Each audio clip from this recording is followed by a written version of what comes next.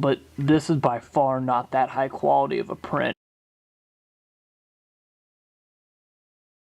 So I want to kind of go over the equipment that we have and kind of prove a point that you don't have to have the highest level equipment to start things, because I feel like the biggest thing that people kind of get stuck on is they need the highest end piece of material just to start. And I'm going to show that's not true at all. So let's just start with our press, which is kind of where we built everything. This is a frame built out of 2x4s and some plywood that I built out of our garage. And our first platen, which is what this is, where the shirt actually goes, is just a chunk of wood that I fabricated to make work on there. So that hardly cost me anything. The other thing that we've got is our actual press, which is the, probably not the most piece of equipment we've got, the most expensive, but it's up there. This is kind of the heart and soul of what we do. This press is super cheap. We got it from China. It doesn't even have a make and model. It is literally the cheapest one that we could get, where I could do more than one color. That was my only stipulation, was I wanted more than one color. I have no control over micro registering them, which is another feature that I will probably get on my next press, but there's no need to get it on my first one. And I think this press all in all cost like $200, so nothing expensive.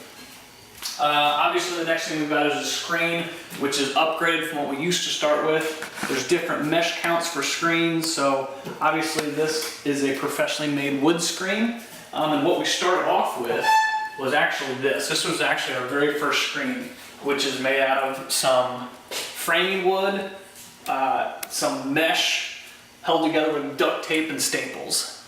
So this is where it all started at, which is why it's hanging on the wall. And then we upgraded to a much thicker screen, which was made out of 2x4s, so I could get a wider print on it.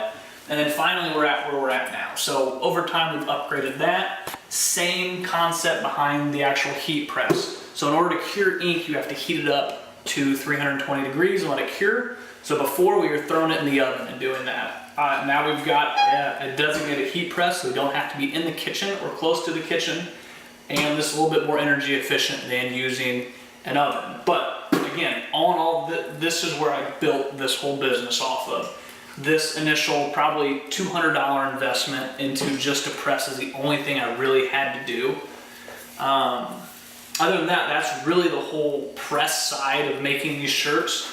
Out in the garage, the only other piece of equipment, I guess you can call it equipment if you want, is this super cheap little setup we've got right here. And I don't know if you can see, but this is actually a cloth, and this is actually what I built our first screens out of. But I realized we don't really have a place to take pictures. We don't have a place to do our shoots at. So if we were trying to get headshots or just shots of the shirt, we'll actually stand in front of this right here, and this will be where we will take our photos at. It's got some creases in it, but all that's editable. Editable? You can edit all that out post-production and fix that.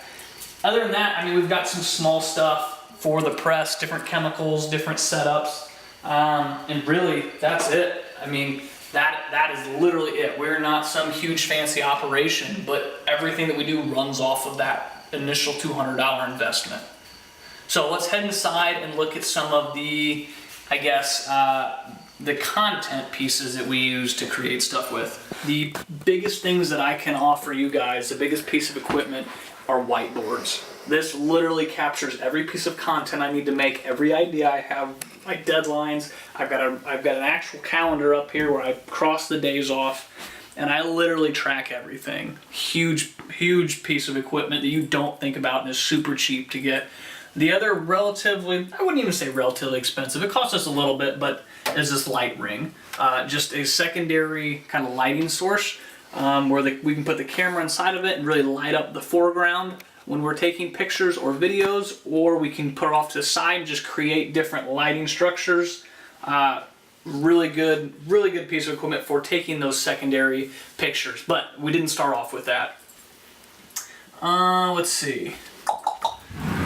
We've got all of our frames in there, which are, we've cleaned them out, saved them. I don't think there's a whole lot in there. The only other thing that's in there is another one of these that holds our actual merchandise, which is just shelving. So I hope I'm getting the point across that this is not, you don't need a huge capital investment. Yeah, we've got a exposure unit. That's the only other thing. Oh, I forgot about that. That is for the screen printing. That's basically a light box that's how we burn the images into our screens, and it helps when it's plugged in, but it's not plugged in right now. So that's how we burn the images into our screens. We actually have a newer printer, and that's probably the most expensive piece of equipment we've got right now. Yeah? Yeah, I think so. That's probably the most expensive piece, but what that does for us, instead of paying somebody else to print these off for us, now